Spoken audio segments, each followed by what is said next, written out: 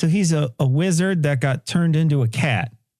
It depends on who you ask. And does he know the flying dog? He's a Pugapegacorn, Cecil. It's not hard. Also, no, you're thinking of the Wool Dasher Mizzle. That's the one that doesn't like you. Yeah. Doesn't like Heath, right? Yeah. You guys can just say no, right? You know that? Not really. You write a Blue Apron ad. Bark, bark, bark. Okay, Tom, Eli, I will bite. Why are you guys in a big ass cage? And what is that smell? Right? Well, Noah, Heath, since you must know, Tom and I were engaging in pre-show shenanigans, even though your episode is late. Okay, Cecil, I know we pre-record, but this is ridiculous. Late? What are you guys talking about? The August Coup. It's going to be like mid-October when this one comes out, guys. Lazy. No, guys, not coup. This is about a coup in Russian history. Yeah, now I feel silly. That's you could just how you click pronounce it. the article. It's right there at the top of the notes. I'm not going to do that. Clicking things is boring. Well, so boring. Did you guys shit all over the floor in here? I mean, someone did. Was it you? Are you the someone? Yeah, it was me. Yeah, it was you.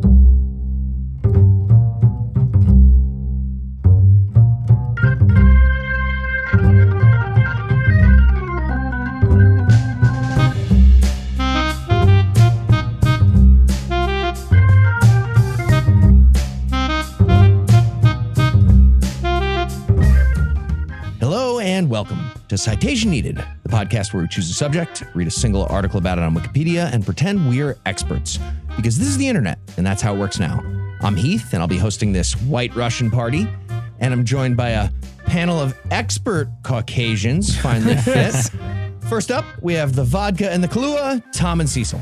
You know, as a white male, no one asks me how I'm doing. It's well, actually. The ingredients of white Russian. I am going to flinch when he tells us where the cream comes from. That's all I'm saying. Speaking of which, Okay, Cecil, all we right. also have the rocks and the non-dairy creamer, Noah and Eli. Yeah, hey, look, I said I'd quit smoking cigarettes and I did. Rock was never on the table, okay?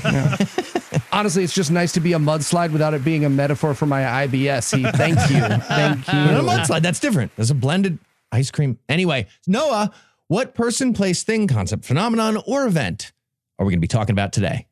The August Coup. And what made you pick the August Coup? Well, as many people might have noticed from my essays on Vladimir Putin, Yuri Gagarin, and Tetris, I'm kind of fascinated by contemporary Russian history. Sure. And I feel like maybe the most interesting historical event of my lifetime was the fall of the Soviet Union. Of course, that's too big and too diffuse to cover in one Citation Needed episode, but the failed coup of August 19th to 22nd in 1991 offers a manageable window into that larger story, I think. All right. So what was the August Coup? It was the last gasp of the Soviet Union. It was a failed effort by communist hardliners to seize control of the levers of state and depose then General Secretary Mikhail Gorbachev in hopes of holding back the tide of reforms that his policies had swept in. The leaders of the coup were a mix of military and civilian officials, and it included some damn high-placed people, like, for example, Gennady Yanayev, who was the vice president at the time. Collectively, the coup leaders were known as the State Committee on the State of Emergency. No, that's terrible. It's probably a little less redundant in Russian, which is shortened because of the Cyrillic alphabet to the GKCHP. Okay, based on that alone, it's entirely possible the Soviet Union failed for lack of just better code names. That's terrible. So I tried to write out what KGB stood for, but there's no fucking way I could pronounce it, so I didn't bother. So our story really starts with Gorbachev's ascension to power. He became General Secretary of the Communist Party and thus head of state in 1985 at the end of a 2-decade period known by Russian historians as the era of stagnation. Now, in Brezhnev's defense, I should point out that it was actually Gorbachev who named it the era of stagnation, and he had every reason to give it a shitty name. That being said, it's generally considered the worst financial crisis to ever hit the Soviet Union. Like any financial crisis, there are a lot of reasons for it. Falling energy prices, increased corruption, the so-called Nixon shock. But the real issue at the heart of things was that they were still trying to run a Stalinist state without the inhuman willingness to just murder the fuck out of people at random in large numbers. And it turns out that doesn't really work. Yeah, same goes for iPhone factories. Exactly, yes.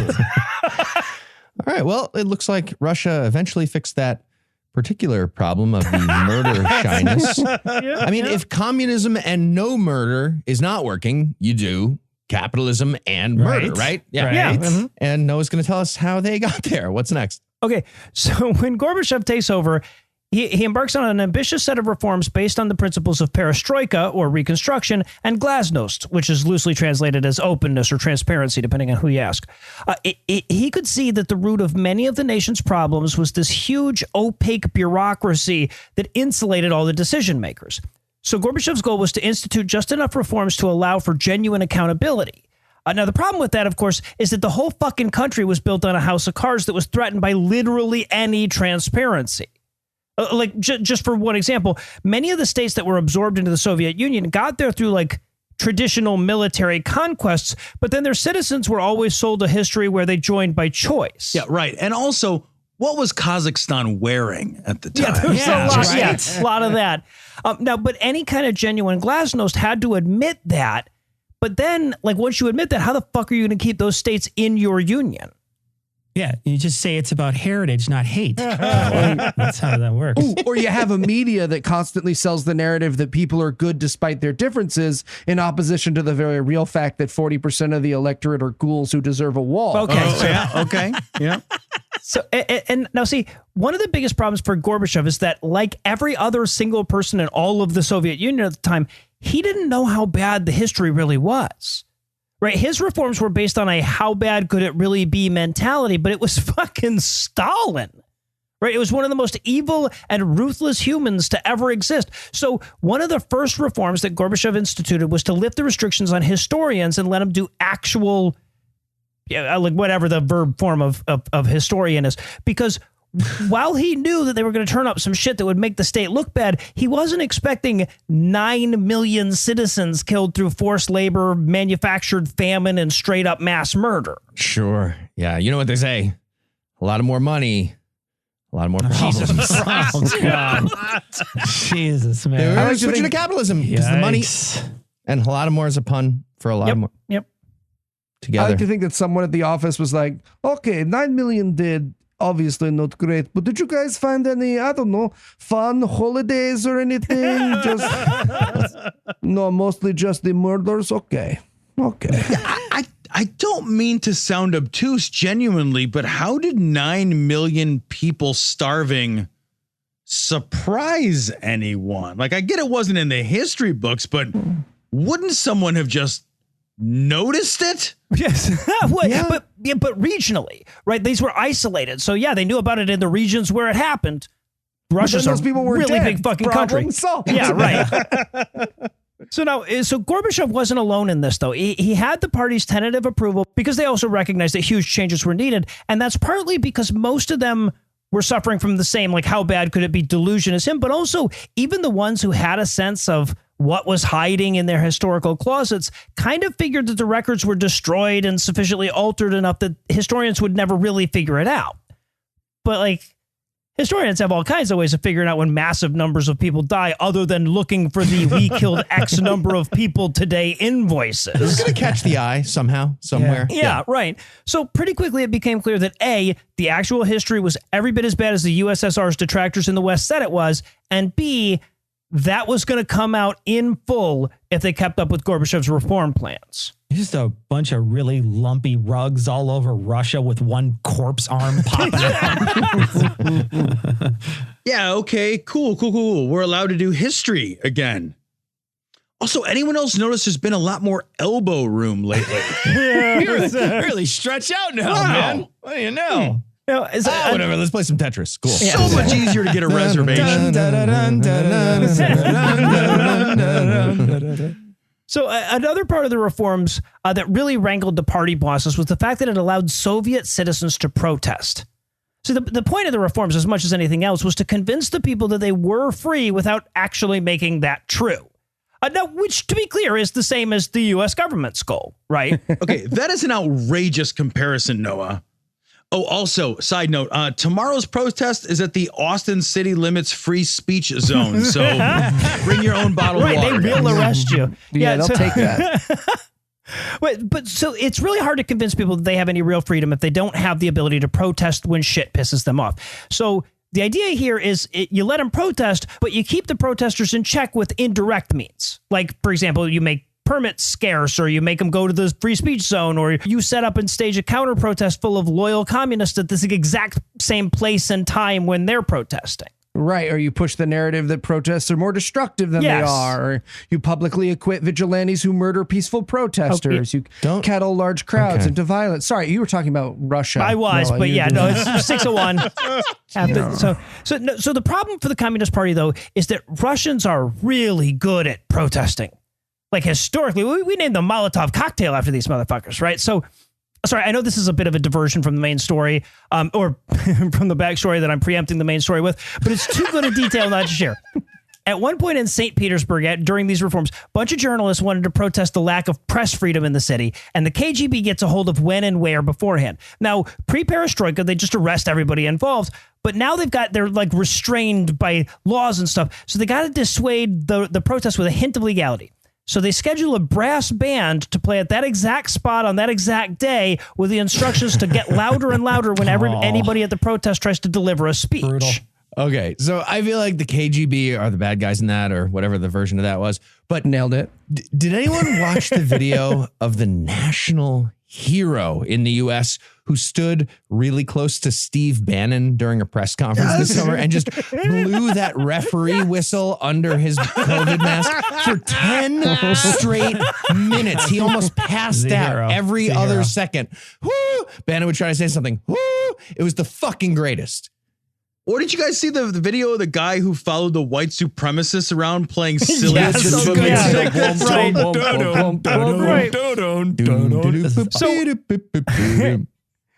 good.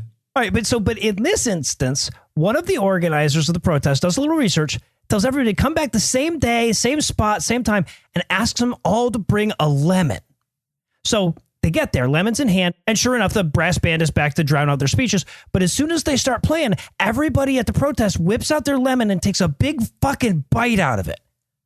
Or at least pretends to. Now, watching someone bite a lemon forces a physiological reaction. Your mouth starts producing a bunch of saliva. This is genius. Right, this yeah. is so and good. as I'm sure resident trumpeter Heath Enright could tell you, you can't exactly play a brass instrument when your mouth is manufacturing a fuck ton of spit.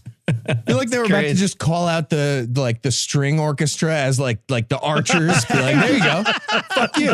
And these guys were so successful at this type of protest that they went on to form a political movement in the Soviet Union. Just Google Lemon Party and you'll find out all about it. Just Google that. Check that out. Lemonparty.org. No, I should not laugh. I should keep a straight face through that. Otherwise, they won't do it. So anyway, so this kind of shit is happening all over the country. Not the lemon thing specifically, but protesters winning the day. What's more, Gorbachev's reforms, while winning him tentative praise in the West, aren't fixing the stagnation problem. Productivity is still falling, inflation was rising at some 300% a year, and energy reserves were consistently short of the need, which is no small thing through a fucking Russian winter.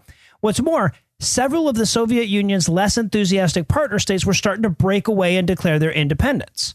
Right, in 1990, Estonia, Latvia, Lithuania, and Armenia had all declared independence, and Lithuania and Latvia had even resisted a violent Soviet effort to revoke that independence. Hell, in June of 1990, Russia declared independence from the Soviet Union. What? Yeah, and for a while, there was a set of dueling polities, both governing the same region on the same level and often passing contradictory laws just to fuck with each other. Stop splitting yourself. Stop splitting yourself. Yeah, right. Yeah. And of course, through all of this, you have these uber nationalist, party loyalist hardliners in the KGB, and they're tearing their fucking hair out. Right? The country that they've effectively controlled for half a century is literally falling apart around them.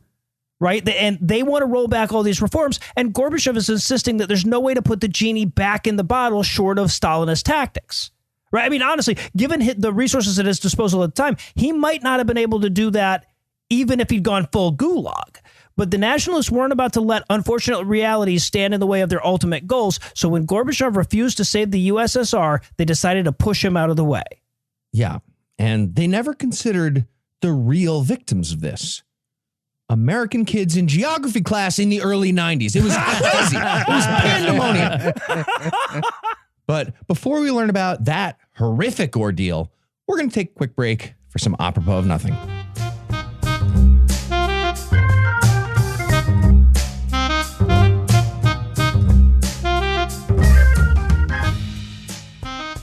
There he is at last, our head historian. Comrade Gorbachev. I cannot tell you how much we've been looking forward to your report, comrade.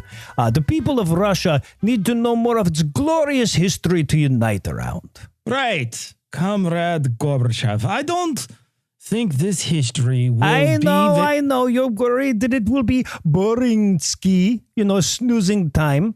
But the people will love it, trust me. I'm not worried they will be bored either. It is confusion that you worry about. Do not. The people will learn slowly, but surely. I don't think it's going to be very confusing either. Well, then you bring me nothing but good news. So what is the title of your first finding? The mass graves of Krarakovsky? And what about the second one? The mass graves of Armenia? Right. Look, comrade historian, I'm not here to tell you how to do your job, but maybe we open on one that is not about mass graves. Do you have one of those? Of course I do. Yeah, well, then let's do that one. Very well. The open graves of Anna Katetova. Oh, okay.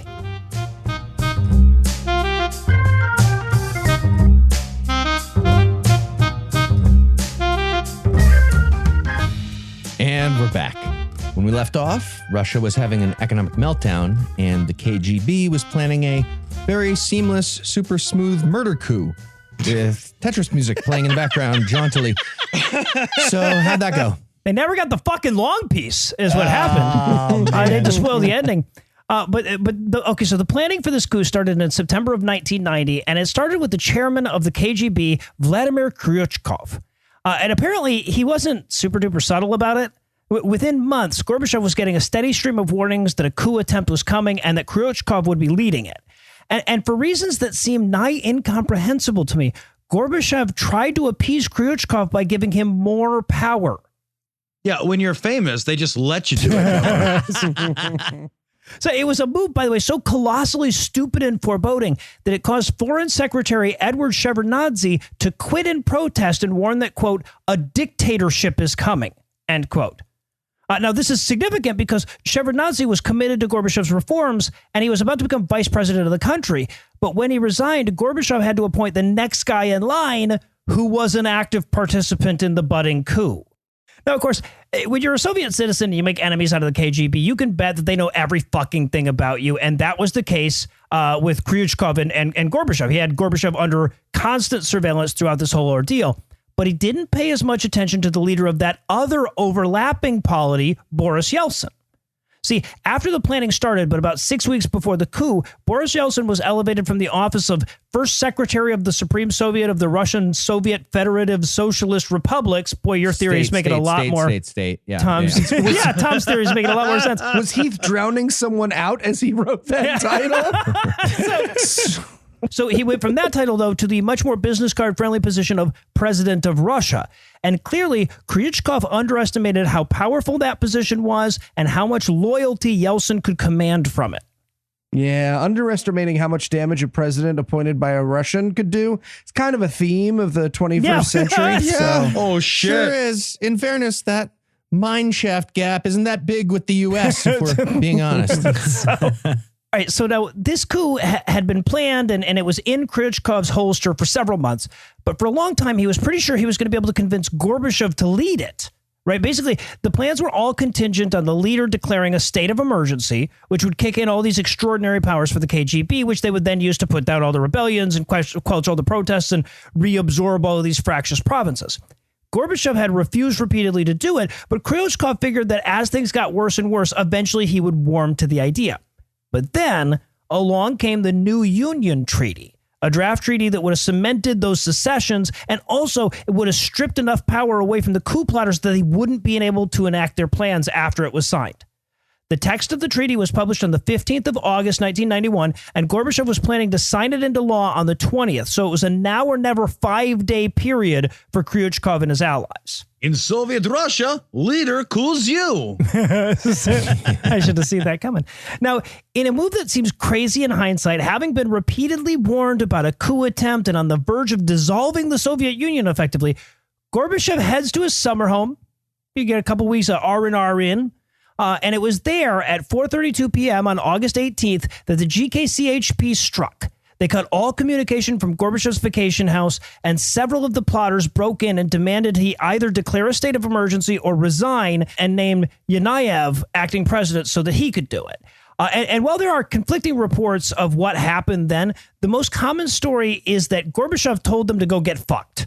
Right? He insulted the hell out of the main KGB guy there by pretending to forget his name over and over again, and responded to another guy with a simple quote, "Shut up, you prick," end quote.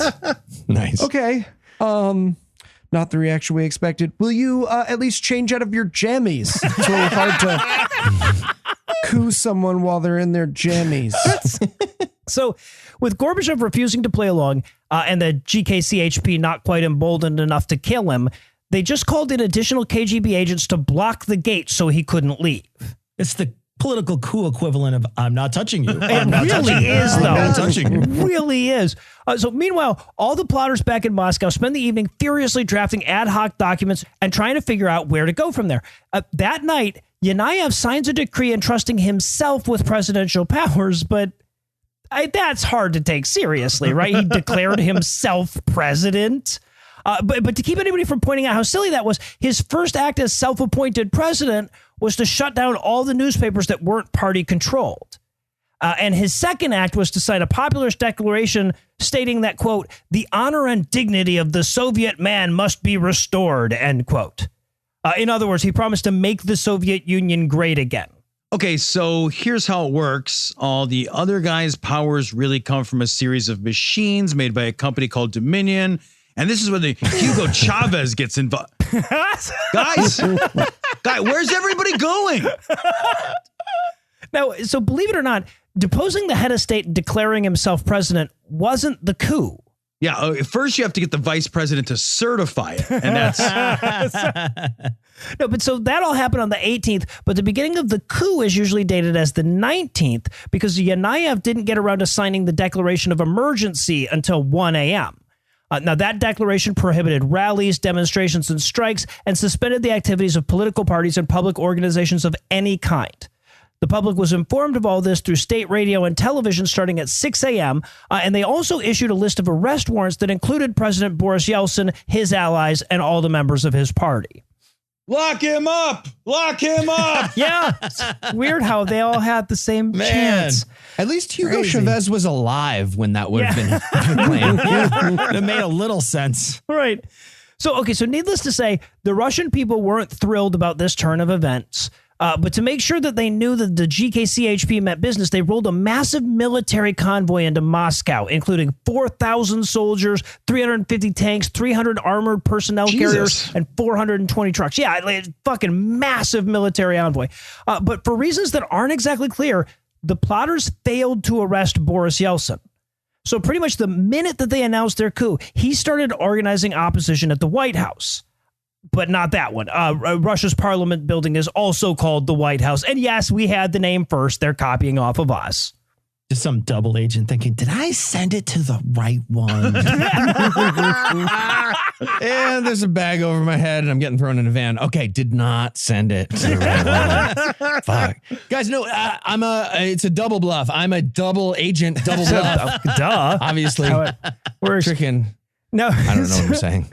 So now this was a pretty smart move on Yeltsin's part, right? Because it basically forced the coup plotters to surround the parliament building with tanks, right? That makes for really shitty optics. And while the independent news in Russia was largely shut down, Glasnost had brought in a host of foreign reporters, and they were covering this whole thing in real time. So, like, when you're on the side that's pointing guns at the parliament building that has the elected president inside, it's kind of hard to argue that you're the one defending the rightful government. Yeah, the coup plotter's just throwing a plate of borscht at the wall. God damn it! Anyway, so Yeltsin issued a statement declaring the GKCHP's actions an anti-constitutional coup and called on the Russian people to defy their declaration. So basically, the people were offered the option to play along or not. And by and large, they didn't. News agencies that were ordered to close, they just started broadcasting again. Some military units that were ordered to go to Moscow just didn't go. Some local governments refused to implement their orders or even answer their fucking calls. And of course, like some groups did follow along with the coup as well. But most people, to the extent that they could, just stayed as neutral as possible and waited to see how this was all going to shake out. Everyone agrees to just do like half salutes all week in case they're not those things anymore the following week. Okay. I love that the fascist spy coup is getting foiled by quiet quitting. Right? Yes.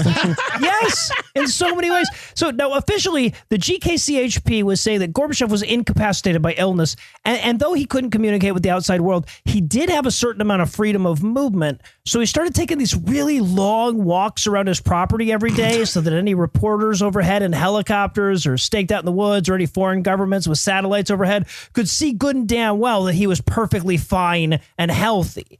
So acting on those reports, Yeltsin's primary demand was that they let the coup plotters let Gorbachev address the people. And obviously the GKCHP couldn't do that. Just Mikhail Gorbachev doing burpees and waving at the sky, Yeah, right. popping up, turning over, waving at the sky. Back down. Look, if you're a Russian leader that wants to show how healthy he is, you hold a fixed Sambo tournament like a normal person. Okay, burpees. Now I score 8 goals in hockey game. That's me. I have sex with lady right now. Peak performance. She is orgasming. Look, the coup does not count. Why would I be shirtless on this horse if the coup counted? Now, so as the day wore on, more and more groups started to side with Yeltsin.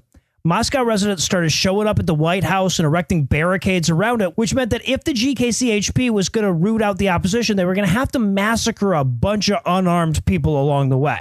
Yeah, okay, but did they have any plans to dissuade the Soviets? Foreign cameras pointed at that, actually, yeah. But this encouraged more and more soldiers to defect, refuse orders, and take Yeltsin up on the promise of amnesty for any military personnel who opposed the coup. The GKCHP tried to stave off more military defections by confining soldiers to their barracks, but like one way or the other, those are soldiers that can't carry out your coup. Yeah, so you're saying go to your room wasn't a viable way to stop a military revolution? As it turns I'm out. taking notes. So the next day, the GKCHP starts plotting an assault on the White House. The military commandant of Moscow declared a curfew, which gave them a pretense to attack any civilians that were still surrounding the building that night, and they planned to attack at 2 a.m. on the morning of August 21st. Now, several of the people intimately involved with those plans really didn't want them to be implemented because clearly they were going to have to kill a bunch of people to make this happen. So one of the higher-ups tipped off the head of the impromptu defense force, told him how they were going to do it, when they were going to do it, and that's what caused the whole thing to fizzle before it got started. Right? They go in for some of their preliminary plans. 3 people get killed in the aborted attack, and those would end up being the only casualties of the coup, unless you count all the members of the GKCHP that killed themselves when the coup fell apart. Oh, man. If only all failed coups work like that, am I right? Man. Yeah, man, it's so much less dramatic to fall on your fire extinguisher in disgrace. Listen, J6 people, you could be a martyr still if you want. Do it. Just do it. Never too smacking your late. face up against Right the in our bike faces. rack. You'd You're just pwn like the libs by doing that. you're running up and down the bike rack like a xylophone. So hard. Dring, dring, dring. Kill yourself in that briar patch. I'm just saying, that would fuck us over. So at that point, it was clear to pretty much everybody that the coup had failed. By 8 a.m. on the 21st, soldiers just started streaming out of Moscow. Everybody who could still claim non-involvement quickly started to do so. And by that evening, Yanayev officially reversed his declaration of emergency, ended the state of emergency, and started a desperate but ultimately doomed effort to patch things up with Gorbachev. Right. And for his part, Gorbachev refused to even meet with the delegation that the GKCHP sent to negotiate. By midnight, he was back in Moscow. And by 6 a.m. on the 22nd, Yanayev and Kryushkov were both in police custody. Hey, you got to admire the brass balls it takes to be like, okay, plan to murder you and overthrow your government failed. Would you be interested in talking things? Right. So now, in the end, this desperate effort to save the Soviet Union ended up hastening its demise. In the wake of the coup, Gorbachev had no choice but to dissolve the Communist Party altogether. Yeltsin, bolstered by the celebrity he'd earned in his defiance, suddenly dwarfed Gorbachev in stature. And before the end of the year, Gorbachev would resign as president of the USSR. And the next day, the USSR would be officially disbanded. And the people of Russia, thus freed from the yoke of oppression, would go on to live happily ever after. And if you had to summarize what you've learned in one sentence, what would it be? Sometimes Russian leaders are way more kidnappable than you think at first. Okay. Hint, hint. Noted. Be cool, Noah. Let's pick our fights where they lay. You know what I'm saying? And are you ready for the quiz? Oh, hell yeah. All right, Noah. Living in a developed first world democracy in the 21st century, we're obviously insulated from violent insurrectionist coup attempts by narcissistic leadership seeking to regress American society to a fictional moment within a racist revisionist history.